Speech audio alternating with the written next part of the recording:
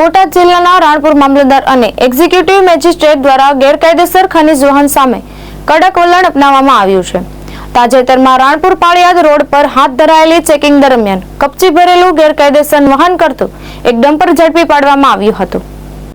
Checking દરમિયાન ડમ્પરને અટકાવી તપાસ કરતા તેમાં અંદાજે 38.257 મેટ્રિક ટન કપચી ભરેલું હોવાનું જાણવા મળ્યું। વાહન ચાલક પાસેથી રોયલ્ટી પાસ કે પરમિટ ન હોવાને કારણે ગેરકાયદેસર ખનીજ વહનની પુષ્ટિ થઈ હતી। ડ્રાઈવરના નિવેદન મુજબ આ કપચી ઉમરપાડા ગામ ખાતેથી ભરવામાં આવી હતી।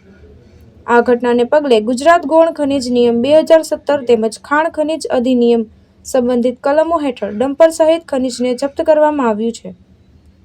જપ્ત કરાયેલા વાહન અને ખનીજની કુલ અંદાજિત કિંમત ₹25 લાખ આંકવામાં આવી છે। આગળની કાર્યવાહી માટે મામલતદાર દ્વારા જપ્ત કરાયેલા વાહન રાણપુર પોલીસ સ્ટેશન ખાતે હવાલે કરવામાં આવ્યું છે તેમજ દંડનીય કાર્યવાહી માટે મદદનીશ ભૂસ્તશાસ્ત્રી બોટાદને અહેવાલ મોકલવામાં આવ્યો છે।